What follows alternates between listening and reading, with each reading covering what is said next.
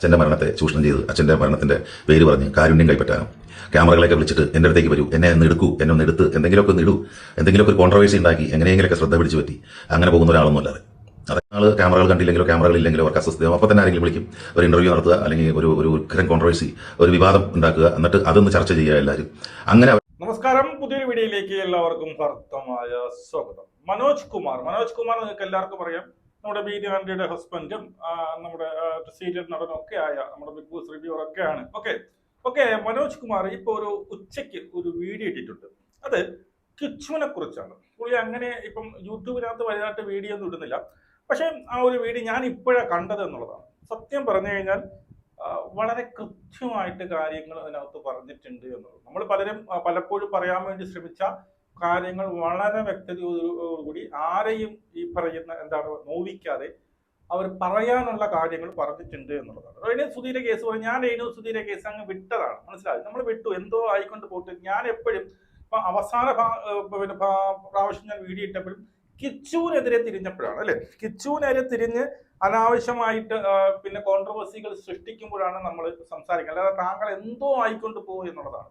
ഇപ്പൊ എനിക്ക് 1-2 മാസം കൊണ്ട് ഒരു ശല്യവുമില്ല, ആരെയും ഈ പറയുന്ന വ്യക്തിയെ കുറിച്ച് ഒരു വിവാദമോ ഒരു പിന്നീട് വീഡിയോ ഇടുന്നില്ല, എന്ത് ചെയ്യുന്നില്ല, ഇവരെ കുറിച്ച് മോശമായിട്ട് ഒന്നും പറയുന്നില്ല. അങ്ങനെ ഇരുന്നപ്പോ ഞാൻ ക്യാൻസറായി, എനിക്ക് അനങ്ങാൻ വയ്യാതെ കിടക്കുന്നു എന്ന് പറയുന്ന ഒരു വ്യക്തി എന്ത് ചെയ്യുന്നു, ഒരു ഇന്റർവ്യൂ ആയിട്ട് വരുന്നു.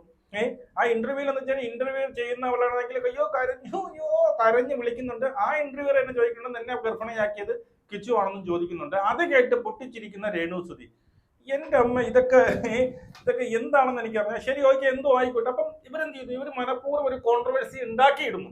ഓക്കെ, ഇത് നിങ്ങൾ എല്ലാവരും പ്രതികരിക്കുമെന്ന് അറിയാം, പ്രതികരിക്കട്ടെ എന്ന് പറഞ്ഞുകൊണ്ട് പഴയ ആ കുശുമ്പും കുന്നായ്മയും അഹങ്കാരം ഒക്കെ ഉള്ള രേണു സുധി നമ്മൾ വീണ്ടും കാണുന്നു എന്നുള്ളതാണ്. ഓക്കെ, അതിനകത്ത് ഉടനീളം അവർ പറഞ്ഞ മറ്റൊന്നുമല്ല, കിച്ചുവിനെ കുറിച്ചും കിച്ചുവിന്റെ കുടുംബത്തെ കുറിച്ചുമാണ്.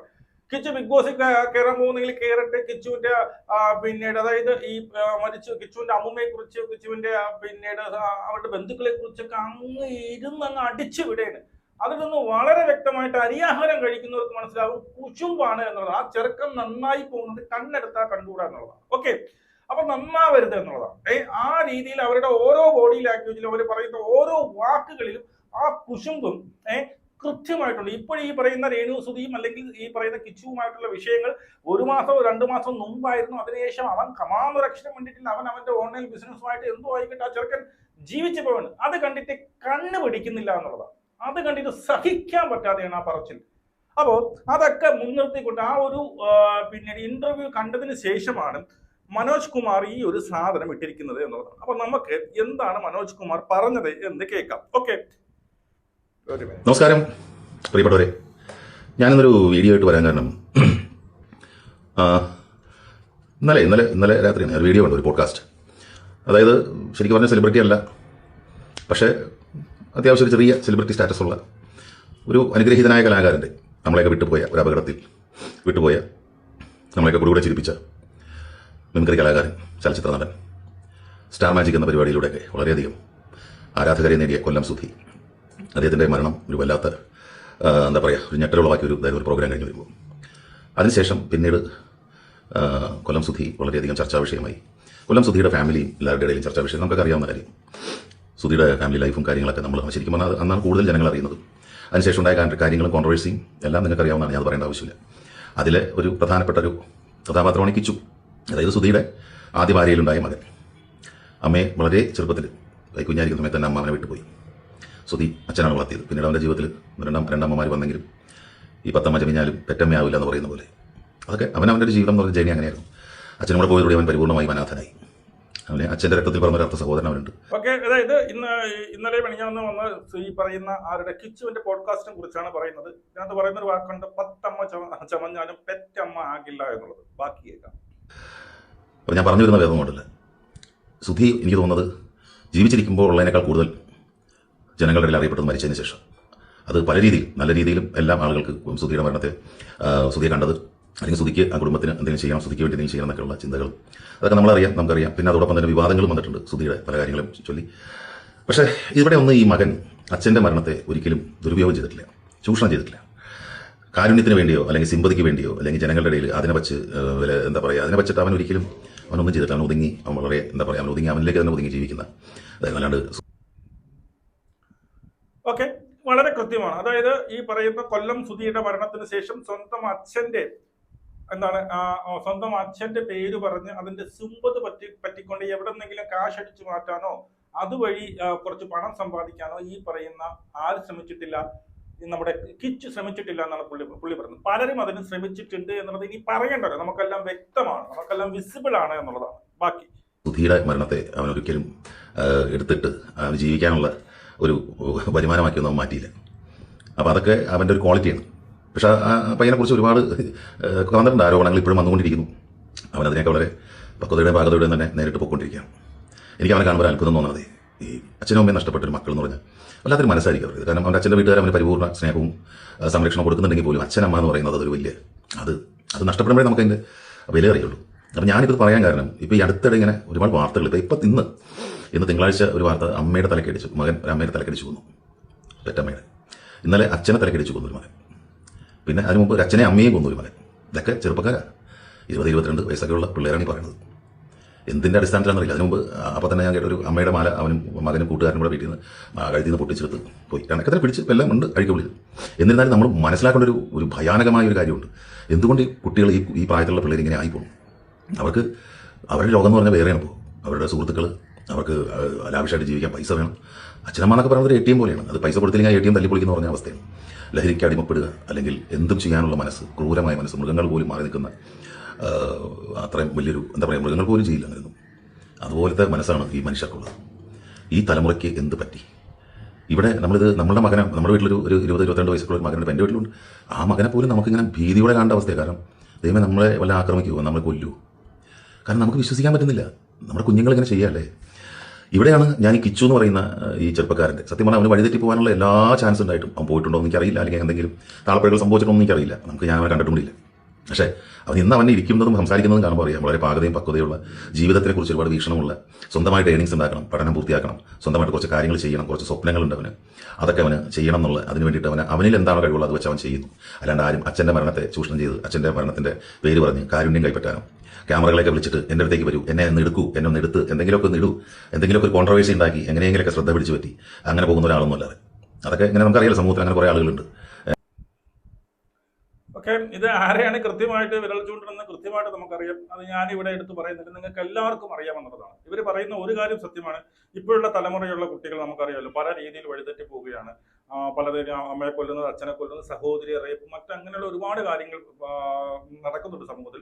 പക്ഷെ അവിടെയൊക്കെ അതിനൊക്കെ വഴിതെറ്റി പോകുന്നുള്ള എല്ലാ 100% സാഹചര്യം ഉണ്ടായിരുന്നിട്ട് കൂടി കിച്ചു അങ്ങനെ ഒരു രീതിയിൽ പോയിട്ട് വഴിതെറ്റിയെന്ന് വെച്ച് കഴിഞ്ഞാൽ വെള്ളമടിച്ച് ഈ പറഞ്ഞതുപോലെ പിന്നീട് എന്താണ് പോലീസ് പൊക്കിയിട്ടുണ്ട് അല്ലെങ്കിൽ എന്നല്ലാതെ വേറൊരു വലിയൊരു ക്രിമിനൽ കേസോ അങ്ങനെയൊന്നും ഇതുവരെ കേട്ടും കണ്ടിട്ടില്ല എന്നുള്ളതാണ്. ഓക്കെ, അതിനെ ചൂഷണം ചെയ്യുക, എന്നിട്ട് സഹതാപം ഉണ്ടാക്കുക, സിമ്പതിയുടെ പുറത്ത് കുറച്ച് ഡോളേഴ്സ് എന്ന് പറയുന്ന പോലെ സിമ്പതിയുടെ പുറത്ത് ഇങ്ങനെ ജീവിച്ച് പോകാൻ ആഗ്രഹിക്കുന്നവർ, അവർക്ക് ഈ പറഞ്ഞ എന്തെങ്കിലുമൊക്കെ ഉണ്ടാക്കണം. കുറച്ച് നാൾ ക്യാമറകൾ കണ്ടില്ലെങ്കിലോ ക്യാമറകൾ ഇല്ലെങ്കിലോ അവർക്ക് അസ്വസ്ഥതയും അപ്പോൾ തന്നെ ആരെങ്കിലും വിളിക്കും, ഒരു ഇന്റർവ്യൂ നടത്തുക, അല്ലെങ്കിൽ ഒരു ഉഗ്രൻ കോൺട്രവേഴ്സി, ഒരു വിവാദം ഉണ്ടാക്കുക, എന്നിട്ട് അതൊന്ന് ചർച്ച ചെയ്യുക എല്ലാവരും. അങ്ങനെ അവർക്ക് ജീവിതത്തിൽ സമൂഹത്തിൽ അറ്റൻഷൻ കിട്ടാൻ വേണ്ടി കഷ്ടപ്പെടുകയാണ്. എന്നിട്ട് ആളുകളുടെ സിമ്പതി വാങ്ങിച്ച് പറ്റിയിട്ട് വേണം ഓരോന്നൊക്കെ അങ്ങനെ ചെയ്യാൻ വേണ്ടിയിട്ടും കാൽക്കുലേറ്റ് ചെയ്ത് ജീവിക്കുന്നവർ. പക്ഷേ ഇന്ന് ഈ കള്ളത്തരങ്ങളും കള്ളനാണയങ്ങളൊക്കെ കാലം തിരിച്ചറിയും. അത് ഈ സപ്പോർട്ട് ചെയ്തവർ തന്നെ മനസ്സിലാക്കുന്നത്. ഓക്കെ, ഇത്രയേ ഉള്ളൂ അല്ലേ? വളരെ കൃത്യമായിട്ടാണ് കാര്യങ്ങൾ പറഞ്ഞത്.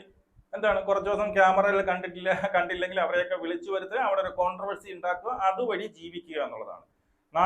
പിന്നെ ഡെയിലി ഒരു 2-3 പിന്നെ ഓൺലൈൻ മീഡിയയിൽ വന്ന് എൻ്റെ ഒരു ബൈറ്റ് എടുത്തില്ലെങ്കിൽ എന്തോ എനിക്ക് ഉറക്കം കിട്ടില്ല എന്നുള്ള രീതിയിൽ വന്നു നിന്ന് അനാവശ്യമായിട്ടുള്ള കോൺട്രവേഴ്സി. ഇപ്പോൾ ഈ പറയുന്ന കിച്ചുവിന്റെ പേരിൽ ഉണ്ടാക്കിയ കോൺട്രവേഴ്സി അനാവശ്യമായ കോൺട്രവേഴ്സി, അങ്ങനെ ഒരു സംഭവമേ ഇല്ലെന്ന് വെറുതെ വന്ന് വിളിച്ചു വരുത്തി അവന്റെ തലയിലോട്ട് ഇട്ട് കൊടുക്കണം. നീയൊക്കെ എന്നെ തെറി വിളിച്ചാലും എന്നെ കുറിച്ച് 4 വീഡിയോ ഇട്ടാൽ മതി, മനസ്സിലായി, എനിക്ക് അതുവഴി ആരെങ്കിലും കണ്ടാൽ മതി, എനിക്ക് അങ്ങനെ 4 ആൾ അറിഞ്ഞാൽ മതി എന്നൊരു മാനസിക രോഗയുടെ അവസ്ഥയിലേക്ക് പോയിക്കൊണ്ടിരിക്കുന്ന ചിലവരുണ്ട് എന്നുള്ളതാണ്. ബാക്കി എന്തിനേയും വെച്ച് സഹതാപം ഉണ്ടാക്കാൻ ശ്രമിക്കുന്നതൊന്നും അത്ര നല്ലതല്ല. പക്ഷേ ഇവന്റെ ഒരു ക്വാളിറ്റി എന്ന് പറഞ്ഞാൽ ഇവനതൊന്നും ചെയ്യുന്നില്ല. അതാണ് ഇവന്റെ ക്വാളിറ്റി. ഇന്നത്തെ ചെറുപ്പക്കാരൻ കണ്ടുപിടിക്കട്ടെ. അവൻ്റെ ഈ ഒരു അവനൊരു വീട് പണിയണം, അവനൊരു സ്ഥലം വാങ്ങിക്കണം, ഈ വർഷമെങ്കിലും എനിക്ക് അടുത്ത വർഷമെങ്കിലും ഒരു സ്ഥലം വാങ്ങിക്കണം. അവൻ്റെ സ്വപ്നങ്ങളാണ്. ആ സ്വപ്നങ്ങളിലേക്ക് അവൻ വെറുതെ ഇരിക്കുകയല്ല. അവൻ അതും പറഞ്ഞുകൊണ്ട് ആരെങ്കിലും എനിക്ക് താന്ന് പറഞ്ഞിരിക്കണം. അതിന് വേണ്ടിയിട്ട് അവൻ ഓരോന്ന് സംരംഭങ്ങൾ തുടങ്ങുന്നു, അവൻ്റെതായ രീതിയിൽ അവൻ ചെയ്യാൻ പറ്റുന്ന കാര്യങ്ങൾ ചെയ്യുന്നു.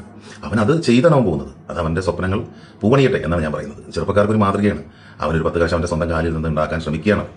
അത് ആരെയും വിറ്റിട്ടോ ആരെയും ചൂഷണം ചെയ്തിട്ടില്ല. അതുകൊണ്ട് പൊന്നുമോനെ കിച്ചു, നിനക്കുണ്ടാ ഒരു നിന്റെ അച്ഛനും അമ്മയും നഷ്ടപ്പെട്ടു. ഞാൻ ആദ്യമൊന്നുമല്ല. കേരളത്തിൽ ഒരുപാട് പേര് നിന്നെ ഇഷ്ടപ്പെടുന്നവരുണ്ട്, സുധിയെ ഇഷ്ടപ്പെടുന്നവരുണ്ട്. അപ്പോൾ നിനക്ക് തീർച്ചയായിട്ടും നിന്റെ അമ്മയുടെ സ്ഥാനത്ത് നിന്നെ സ്നേഹിക്കുന്നവർ, നിനക്ക് അനുഗ്രഹം തരുന്നവർ, നിനക്ക് വേണ്ടി പ്രാർത്ഥിക്കുന്നവർ, ഒരു പിതാവിനെ പോലെ അല്ലെങ്കിൽ പിതൃസ്ഥാനത്ത് അതുപോലെ കണ്ട് നിന്നെ സ്നേഹിക്കുന്നവരൊക്കെ ഉണ്ട്.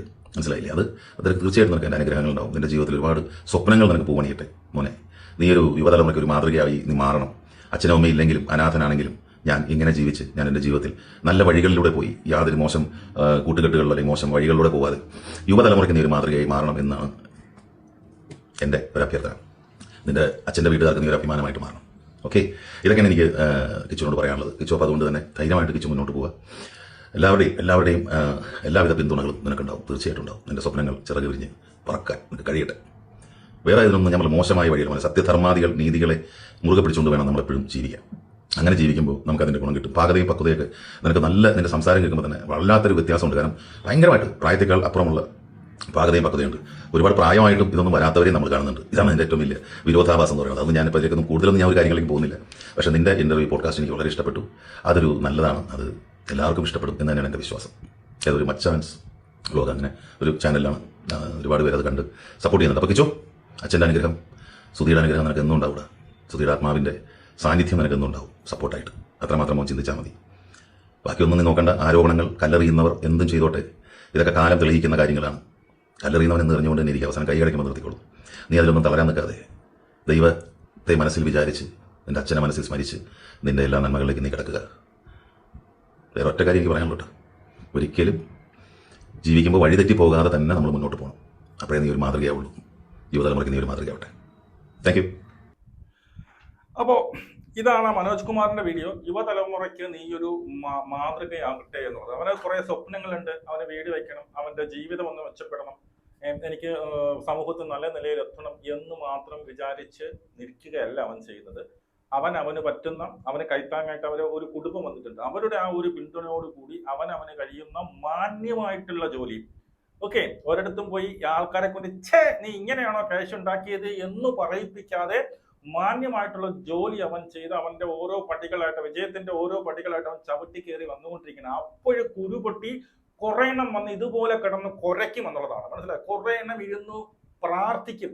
നീ മുടിഞ്ഞു പോണേ എന്ന് പ്രാർത്ഥിക്കും, നീ നശിച്ചു പോണേ എന്ന് പ്രാർത്ഥിക്കും, നിന്നെ ആരെങ്കിലും രണ്ട് തെറി വിളിച്ചിട്ടേ എന്ന് പ്രാർത്ഥിക്കും. അതൊക്കെ ഒരു സൈഡിലാണ്. അവരെ കൊണ്ട് ഇതിനെ പറ്റത്തുള്ളൂ എന്നുള്ളതാണ്. മനസ്സിലായോ? അവരിങ്ങനെ ഓരോ ഇന്റർവ്യൂസ് കൊടുത്ത് അല്ലെങ്കിൽ ഇങ്ങനെ പ്രാഴിക്കൊണ്ട് അല്ലെങ്കിൽ എന്തോ ഇപ്പോഴും രഹസ്യങ്ങൾ എന്തോ കൊണ്ട് ഞാൻ ഇനിയും പറയാനുണ്ട് എന്ന് പറഞ്ഞ് പലതും പറയും എന്നുള്ളതാണ്. അതൊക്കെ മൈൻഡ് ചെയ്യാതെ ഈ പറയുന്ന നിന്റെ അച്ഛന്റെ അനുഗ്രഹം നിനക്കുള്ളത് കൊണ്ടാണ്, അച്ഛന്റെ അനുഗ്രഹം നിനക്കുള്ളത് കൊണ്ടാണ് നിനക്ക് ഇപ്പൊ ഉയർച്ചകൾ ഉണ്ടാകുന്നത് എന്നുള്ളതാണ്. മറ്റുള്ളവരൊക്കെ നിന്റെ ഉയർച്ച കാണുമ്പോൾ അവിടെ ഇരുന്ന് അസൂയ പൂണ്ട് ഓരോ പ്രാക്കലും ഓരോ ഈ പറയുന്ന കള്ളത്തരങ്ങളും വിളിച്ചു പോയി എങ്ങനെ ആശ്വസിപ്പിക്കും. നീ ബിഗ് ബോസിൽ പോകുന്നു എന്ന് പറയുമ്പോ അവിടെ അവർക്ക് വിറയിലാണ്. അയ്യോ ലവൻ ബിഗ് ബോസിൽ പോകുന്നു, അയ്യോ എന്ന് പറഞ്ഞ് ഉറക്കമില്ലാത്ത രാത്രികൾ. അത് നീ മനസ്സിലാക്കണം. നിന്റെ വിജയം എന്ന് പറയുന്നത് അവർക്ക് ഉറക്കമില്ലാത്ത രാത്രികളാണ്. അന്നത് തന്നെ മനസ്സിലാക്കാം.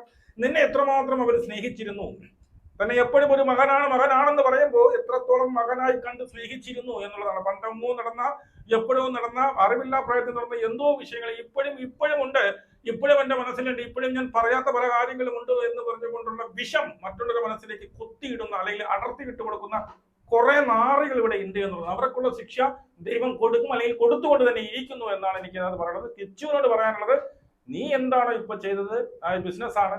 ചിലപ്പോ നമുക്ക് ഉയർച്ചയുണ്ടാവും, ചിലപ്പോൾ താഴ്ചയുണ്ടാവും. അതൊക്കെ മനസ്സിലാക്കിക്കൊണ്ട് ഒരു അധ്യാപകമോ ഒന്നും കാണിക്കാതെ കുറച്ച് ലാഭം കിട്ടുവാണെങ്കിൽ കൂടുതൽ ലാഭം വേണം എന്നുള്ള രീതിയിൽ ആരെയും ഒന്നും ചിന്തിക്കാതെ, ആരെയും പറ്റിക്കാതെ ക്വാളിറ്റിയുള്ള സാധനങ്ങൾ കൊടുത്ത് പിന്നെ മിതമായ വരുമാനം എടുത്ത് കയറിപ്പോയി നാളെ ഇവർക്ക് എല്ലാവരുടെയും ഫ്രണ്ടിൽ തല ഉയർത്തി ഇവർക്ക് എല്ലാവർക്കും അസൂയോടെ മാത്രം തന്നെ കാണുന്ന ഒരു രീതിയിലേക്ക് നീ വളരണം. അതാണ് ഈ നമ്മുടെ കേരള ജനം ആഗ്രഹിക്കുന്നത്. നമുക്ക് വേണ്ടി കാണാം. ജയ്.